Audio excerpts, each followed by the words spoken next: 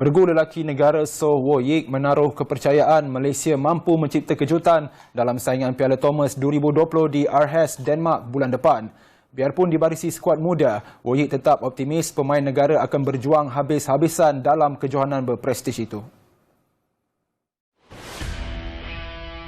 Mungkin pressure tu lebih banyak kepada top player dan kita adalah untuk fight mereka. Tim kita memang ada potential itu untuk menang. Kita ada jejak, kita punya first second pair double single pun memang ada potential. So kita harap kita tak bawa tu pressure pergi sana dan kita memang fight saja. Sabtu lalu, BAM mengumumkan Malaysia akan diwakili pemain muda dalam saingan Piala Thomas di Aarhus, Denmark pada 9 hingga 17 Oktober yang diketuai perseorangan utama Lee Zijia. Wo Yik dan gandingannya Aaron Chia merupakan taruhan utama bagi bergu lelaki dengan mereka akan disertai Goh Zifei dan Nur Izzuddin Rumsani dan 3 pemain lain Man Wei Chong, T Kai Woon dan Low Hang Yi.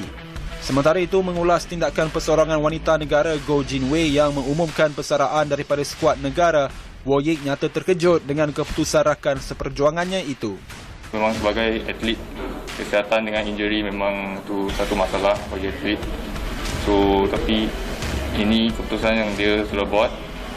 Saya harap dia akan berjaya dalam bidang yang lain lah.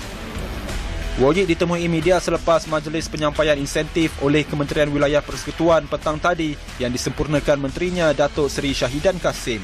Atlet Wilayah Persekutuan berusia 23 tahun itu menerima RM50,000 sebagai pengiktirafan atas kejayaannya menyumbang pingat gangsa di Sukan Olimpik Tokyo Julai lalu.